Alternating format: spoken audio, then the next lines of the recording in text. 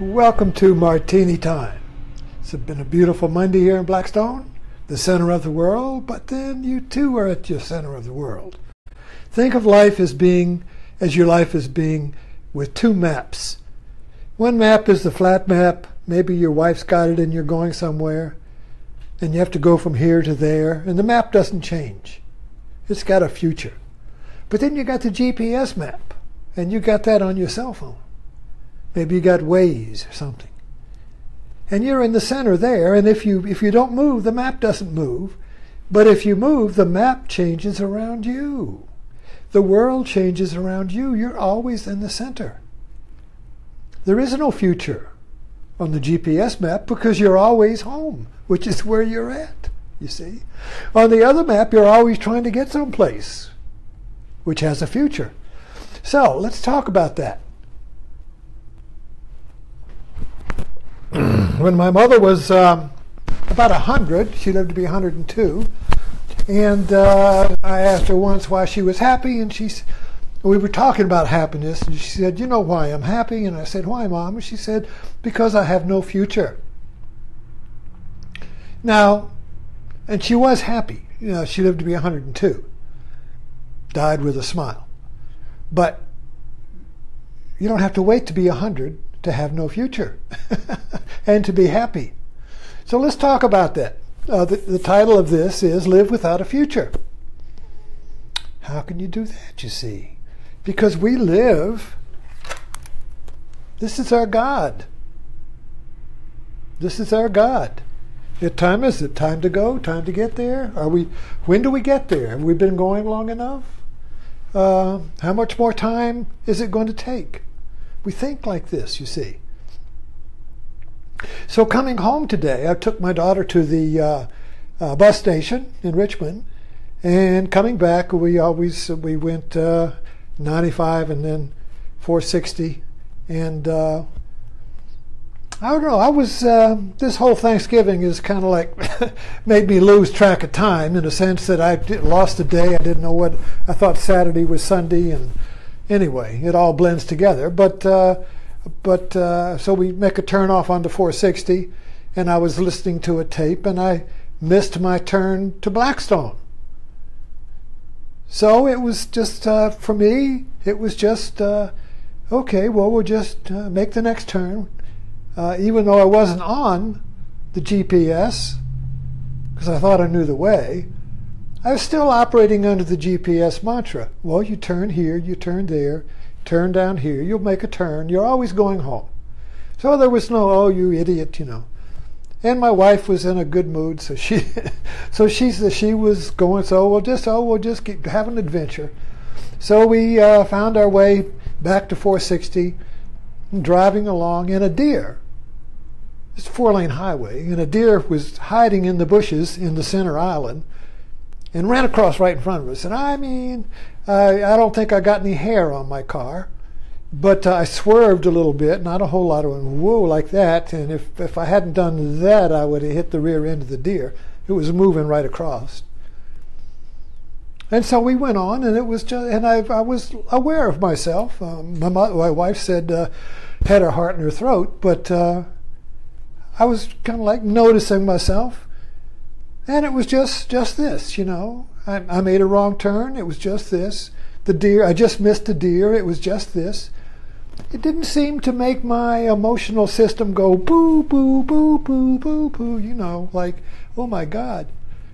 And then, of course, you know, then you think, oh, we could have been killed. And then the story comes in, and then, oh, well, what if I hadn't made that mistake? And what if I'd hit the deer and I had... and it was always because I missed the turn, you see. And then if I hadn't missed the turn, the deer wouldn't have been there. And then, but then I might have hit a truck.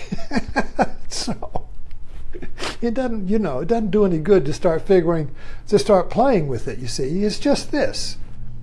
Everything basically is just this. You can't change just this. This is so hard to see. But it means you don't have any future. If it's not just this, in other words, if it shouldn't be, if it shouldn't happen, it shouldn't be this way, If as soon as that thought comes in, we have a future. Because it's the future where we imagine how it could be. You see. So thinking and time go together. Thinking is time. Time is thinking. When there's no time, you're not thinking. Or if you are thinking, you're not paying any attention to it. It's just like little snowflakes going across.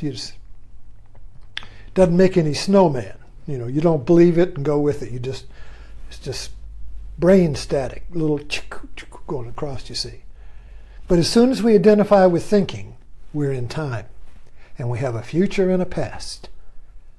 And now we're pulled out. So the moment is always reference to what it could have been, or what it was like yesterday, or what I'm eating now is not as good as I was yesterday, or it could be better tomorrow, next time. So anytime you have shoulds and better and not as good as and shouldn't have happened and all these little pronouns, whatever, we stick on everything, you see, creates time. And time creates suffering. So Buddha talks about, he teaches, he said, what do you teach, Buddha? He says, I teach suffering and the end of suffering, and that's it. So he teaches suffering. Well, if you want to teach suffering, you have to point out what suffering is. And suffering is time. Not the time it's going to take for the bus to get here. I mean, that's functional time. Not the functional time, but the psychological time is what we're talking about. The mental time. The thinking time, the time that puts me on a map of time and space. You see, the flat map, the atlas map, is the way we think reality is. We think it's like that. We think the world is space-time. It's a big hologram map, like a 3D chess game that in Big Bang, it's kind of like depth, So it's this space-time. It's got space and time and depth, you see. But it exists as time. See, nothing, when there's time is movement. When something moves, there's time. So that's, there's the physical time that you can measure. It took, you got a stopwatch. How long did it take for this to get over there? You see, okay. But where we live, you see, is in psychological time. And we imagine that the world is static, in place, as an external thing. Space-time. We look out and we see it. And we believe we're born into it as a thing. Oh, there's a little thing, a baby. And the baby has so much, he grows up, has so much time, and then the baby drops off. It's gone, So this time. So we think in terms of how much time do I have left, you see. How much time do I have, you see. So all of this, we just see. It's just common sense. It's just the way we feel and perceive the world. But it creates suffering. So there's nothing wrong with time as a measurement so you can catch a bus. It's very functional. It has a functional purpose if you live in a society like ours. If you're a hunter-gatherer and you live in the rainforest, you don't need time. You don't have time. Everything just is. If you get up and go over there, it's time to get up and go over there. You don't say, why did I come over here? And you don't go over there to get something, you just get up and go there. So the Aboriginal hunter-gatherer is in sync with his world. And so he goes here and he goes there. And he just does it. He doesn't analyze it. He doesn't say, well, it took me 5 minutes to get here. That's not good enough. I need to get here in 3 minutes. It just doesn't exist, you see. And so if somebody wants to know, well, how long is it going to take to get to, well, it takes a moon to get there. Okay.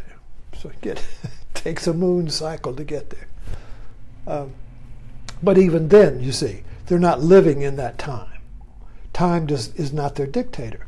So how is it possible in the modern world to live without time, without future, but at the same time to live in time? I think Jesus called it being of the world and in the world. Being not of time and being in time. So you can catch a bus. And you can look at the recipe and cook your soup for 2 minutes. And all of that. But at the same time, you're still living in a timeless world where everything is just this. The deer runs across your path, you just miss it. You miss being dead by that much, it's just this. You make a mistake and make a detour, it's just this. There's no story to it. There's no time to it. There's no regret, no should, no shouldn't, no guilt, no sorrow. It's just this. And that's happiness. So I'll see you on my post. We can talk about this and pull the thread out, see where it goes. Thanks for dropping in.